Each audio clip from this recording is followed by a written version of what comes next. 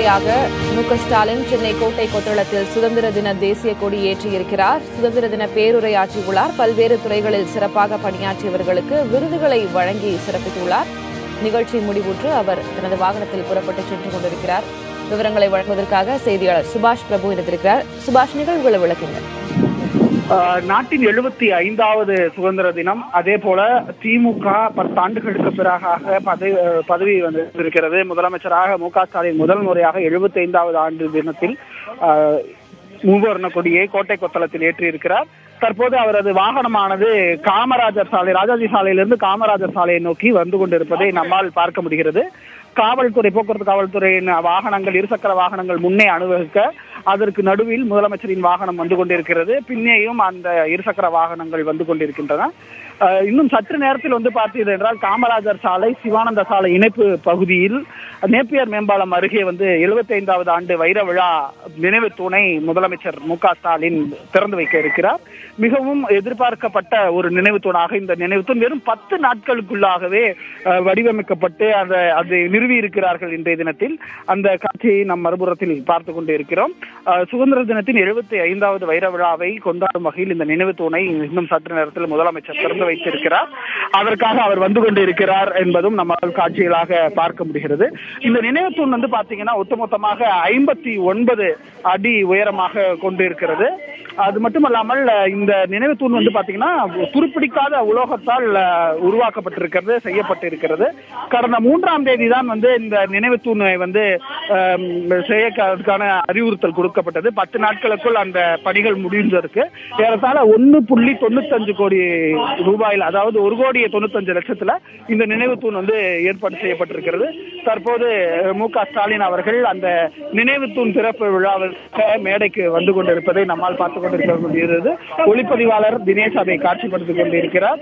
அந்த நினைவு தூணுடைய மற்றொரு சிறப்பம்சம் என்னன்னு பாத்தீங்கன்னா, நினைவு தூணுக்கு மேன் பகுதி அசோகா சக்கரா, அதுக்கு கீழே பாத்தீங்கன்னா நம்மளுடைய இந்திய நாட்டுடைய சின்னமாக இருக்கக்கூடிய 4 முகம் சிங்கம் அதுல வைக்கப்பட்டிருக்கிறது.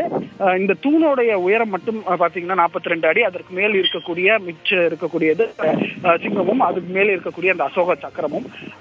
முதலமைச்சர் மு.க.ஸ்டாலின் தற்போது மேடைக்கு வந்து விட்டார். அவருடன் சேர்ந்து அமைச்சர் ஏவாவேலு, பொதுப்பணித்துறை அமைச்சராக இருக்கக்கூடிய ஏவாவேலு வந்திருக்கிறார். நேரு உட்பட மூத்த அமைச்சர்களும் வந்திருக்கிறார்கள். அவர்களை பொதுப்பணித்துறை அமைச்சரும் பொதுத்துறை செயலாளரும் மரியாதை நிமித்தமாக அவருக்கு புத்தகம் கொடுக்கக்கூடியதை நம்ம காட்சிகளாக பார்த்து கொண்டிருக்கிறோம்.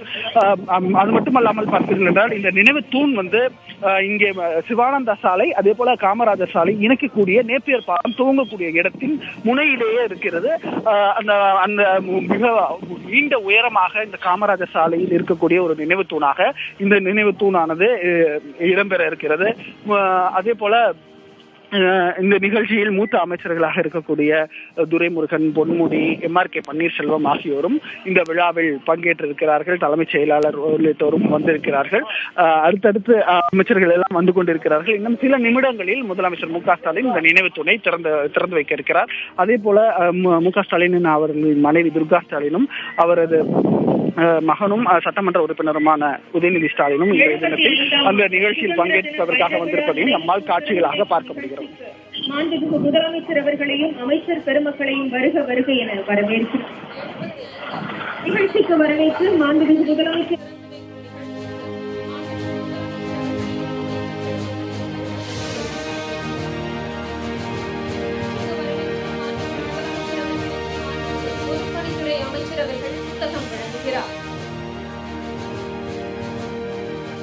கூடுதல் தலைமை செயலாளர் பொதுப்பணித்துறை அவர்கள் முதலமைச்சர் அவர்களுக்கு புத்தகம் வழங்குகிறார்.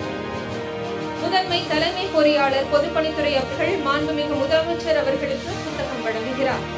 PSK கட்டுமான நிறுவன ஒப்பந்ததாரர் அவர்கள் மாண்புமிகு முதலமைச்சர் அவர்களுக்கு புத்தகம் வழங்குகிறார். நெல்கட்டான் சேவல் பூலித்தேவன் தொடங்கி தீரன் சின்னமலை வரை, கப்பலோட்டிய தமிழன் வ.உ.சி. முதல் கொடிக்காத்த குமரன் வரை, பிள்ளையாடி வள்ளியம்மை முதல் ஜானகி அம்மா வரை எத்தனையோ தியாகிகள் இந்திய நாட்டின் விடுதலை வேள்விக்கு விறகு சுமந்தார்கள். தங்கள் உடலையே விறகாகவும் தந்தார்கள். அந்த சுதந்திர மெழுகுவர்த்திகளின் நினைவை போற்றும் வகையில் இந்த வைர விழா நினைவு தூண் எழுந்துள்ளது. வர்த்தகம் செய்ய வந்த பிரிட்டிஷார் வந்து இறங்கிய கடற்கரைக்கு எதிரிலேயே அவர்களை வென்ற இந்திய வீரர்களின் வைர விழா நினைவு தூண் 59 அடி உயரத்தில் எழுந்துள்ளது. துருப்பிடிக்க முடியாத உலோகத்தாலான இந்த சின்னத்தின் உச்சியில் அசோக சக்கரம் அலங்கரிக்கிறது. நாடு காக்கும் வீரர்கள் 4 புறமும் நிற்கிறார்கள். அனைவரையும் தலை நிமிர்ந்து பார்க்க வைக்கும் இந்த நினைவு தூணை இந்தியாவின் தலை சிறந்த முதலமைச்சர் அவர்களை திறந்து வைக்குமாறு கேட்டுக்கொள்கிறோம்.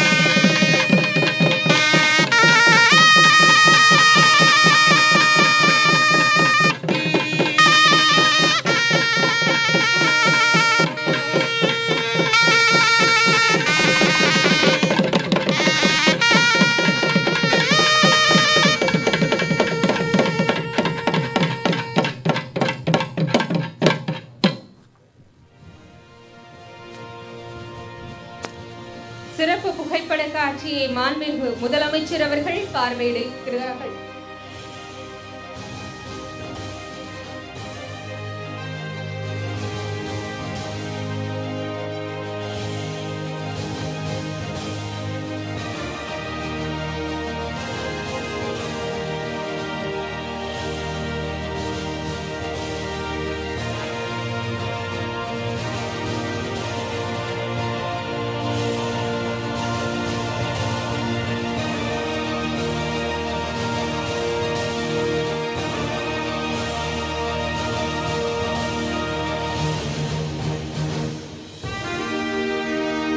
வீடியோ படக்காட்சியை மாண்புமிகு முதலமைச்சர் அவர்கள் இப்பொழுது பார்வையிடுகிறார்கள்.